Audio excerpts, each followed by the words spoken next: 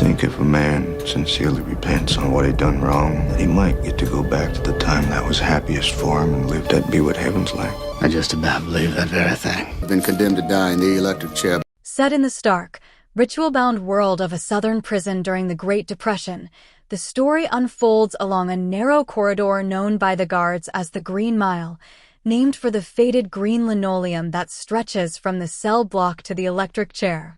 Life here moves at a deliberate pace, governed by routine, superstition, and the quiet weight of finality. The men who work this corridor are not executioners in their own minds. They see themselves as custodians of order, responsible for keeping condemned prisoners calm, safe, and dignified during the last weeks of their lives. Yet beneath the surface professionalism lies an emotional toll that seeps into every interaction, slowly shaping their sense of morality, faith, and guilt. At the center of this world is Paul Edgecombe, the lead guard whose calm authority and deeply ingrained sense of fairness define the tone of the Green Mile. Paul is respected by both inmates and fellow guards because he treats everyone with measured decency, even though society has already judged beyond redemption. His leadership style emphasizes restraint over cruelty, procedure over impulse, and humanity over power. Paul's own private suffering, including a painful illness he keeps largely to himself, mirrors the silent burdens carried by many who walk the Green Mile daily. This physical pain becomes an unspoken reminder that suffering does not discriminate between the free and the condemned. The routine of death row is disrupted by the arrival of John Coffey, a massive black man convicted of the rape and murder of 2 white girls. His imposing size and the brutality of the crime stand in stark contrast to his gentle demeanor, childlike fear, and soft-spoken manner. From the moment Coffey steps onto the Green Mile, the guards sense a contradiction that unsettles their assumptions. He is terrified of the dark, overwhelmed by loud noises, and displays none of the aggression expected of someone accused of such horrific acts. This dissonance forces the guards and the audience to question the reliability of appearances and the justice of the system that placed him there. As Coffey settles into his cell, small moments begin to erode certainty. He weeps openly, apologizes frequently, and shows a profound empathy for others' pain. His emotional transparency stands in contrast to the hardened coping mechanisms of both inmates and guards. While most prisoners on death row oscillate between anger, denial, and resignation, Coffey appears burdened by an immense sorrow that extends beyond his own fate. This sorrow feels ancient and heavy, as if he carries the pain of the world within him, though he struggles to articulate it in words. Parallel to Coffey's arrival is the presence of other inmates whose personalities define the moral spectrum of the Green Mile. Edouard Delacroix, a Cajun man with a love for small pleasures, particularly his pet mouse, provides moments of fragile warmth and humor. His attachment to the mouse becomes a symbol of how even those condemned to die still crave companionship and tenderness. In sharp contrast stands Percy Wetmore, a guard whose sadistic tendencies and abuse of authority poison the environment. Protected by family connections, Percy uses his position to humiliate inmates and provoke fear, exposing how cruelty can thrive within systems meant to enforce justice. Tension escalates as Percy's behavior grows increasingly reckless, creating an atmosphere of dread not only for the prisoners, but for the other guards as well.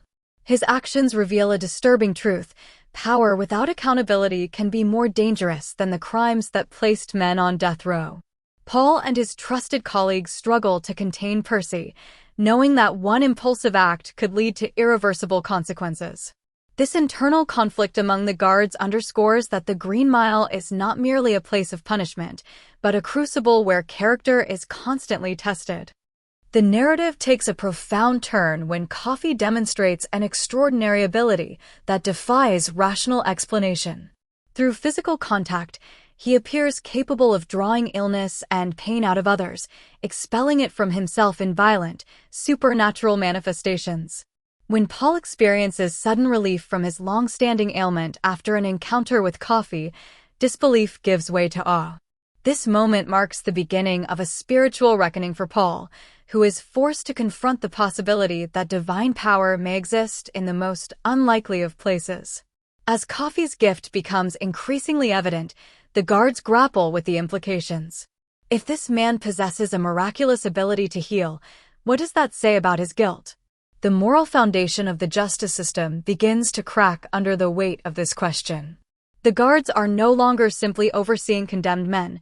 They are witnesses to something that challenges their understanding of sin, punishment, and grace.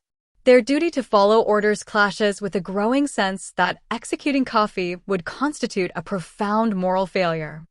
The film deepens its exploration of compassion through the subplot involving the prison warden's wife, who suffers from a life-threatening illness. Coffey's healing of her condition serves as undeniable proof that his power is real, not imagined. This act is transformative not only for the woman herself, but for everyone who witnesses it. The guards are left with an unbearable paradox. They now know that Coffey is capable of immense good, yet the machinery of the state continues to move inexorably toward his execution.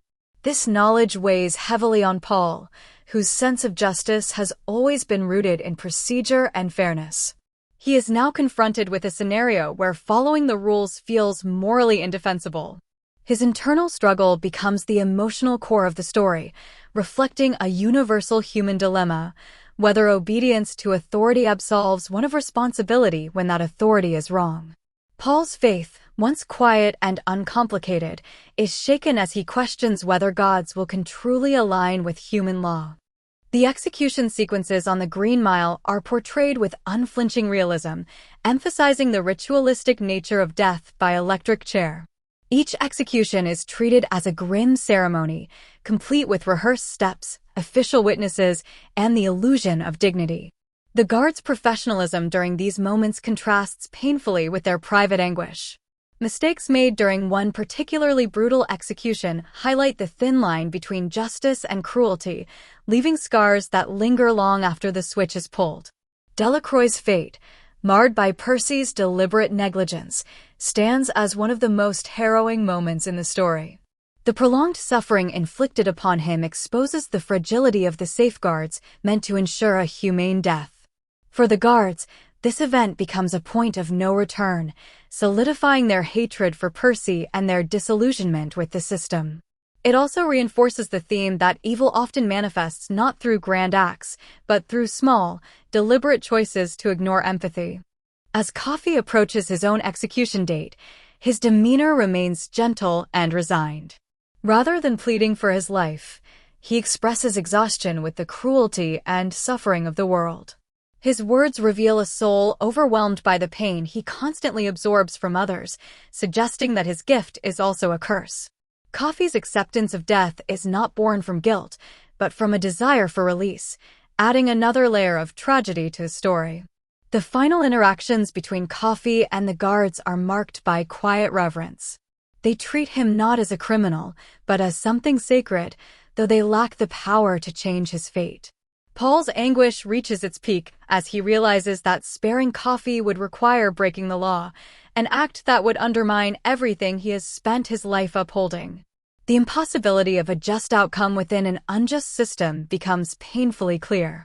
Coffey's execution is portrayed not as a moment of triumph or closure, but as a collective moral failure. The ritual proceeds with solemn care, yet every step feels hollow. As the electricity surges, the weight of what is being lost hangs heavy in the air. The guards are left not with relief, but with a sense of irrevocable wrongdoing that will haunt them for the rest of their lives. The story's framing device, set years later, reveals the lasting impact of these events. Paul, now elderly, reflects on his time on the Green Mile with a mixture of sorrow and wonder. He speaks of unusually long lifespans among those touched by Coffey, hinting that the miraculous encounter altered the natural order. This longevity feels less like a blessing and more like a penance, forcing Paul to live with memories that refuse to fade. Through this reflective lens, the narrative emphasizes themes of memory, guilt, and the enduring consequences of moral choices. The Green Mile becomes more than a physical place. It is a symbol of the distance between justice and mercy, a path walked by both the condemned and those tasked with condemning them. The story suggests that true punishment is not always death, but the lifelong burden of knowing one has participated in an irreversible wrong. At its core, the film is a meditation on empathy in a world structured around punishment. It challenges the notion that legal guilt equates to moral guilt and questions whether any system built on retribution can truly serve justice.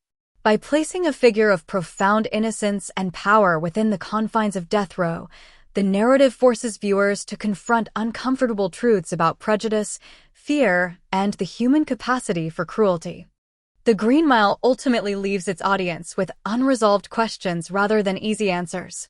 It asks whether miracles are meant to save individuals or to test those who witness them. It explores how ordinary people respond when confronted with extraordinary moral responsibility. And it lingers on the idea that sometimes the greatest tragedy is not the presence of evil, but the failure to act against it when the cost of action feels too high. Long after the final scene fades, the emotional resonance remains, carried by the quiet sorrow of men who tried to do their jobs with decency in a system that offered them no truly righteous choice. The story endures because it does not allow its audience the comfort of certainty. Instead, it invites reflection on compassion, justice, and the heavy price paid when humanity is subordinated to procedure.